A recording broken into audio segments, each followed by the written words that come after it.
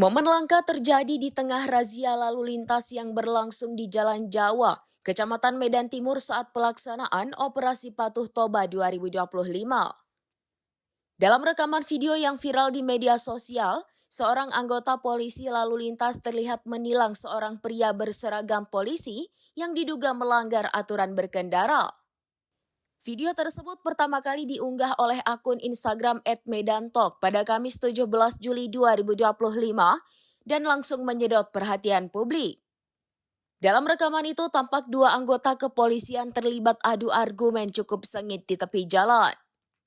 Meski ada ketegangan, petugas Polantas tetap bersikukuh, menegakkan aturan dan tidak memberi perlakuan khusus terhadap rekan seinstitusinya. Tindakan tegas tersebut justru mendapat sorakan dukungan dari warga sekitar yang menyaksikan kejadian.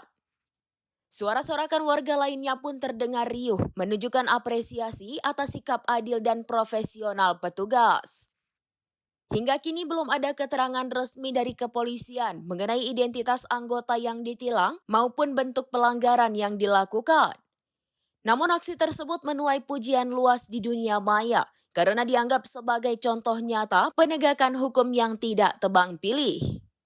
Operasi Patuh Toba 2025 sendiri merupakan program rutin yang digelar untuk meningkatkan kedisiplinan dan keselamatan berlalu lintas di Sumatera Utara. Pihak kepolisian sebelumnya juga telah menyampaikan bahwa razia akan dilakukan secara menyeluruh terhadap semua pengendara tanpa terkecuali. Warganet berharap peristiwa ini menjadi standar baru dalam praktek kepolisian yang adil. Sebab bisa menjadi motivasi bagi seluruh aparat untuk terus menjunjung tinggi profesionalisme dalam bertugas.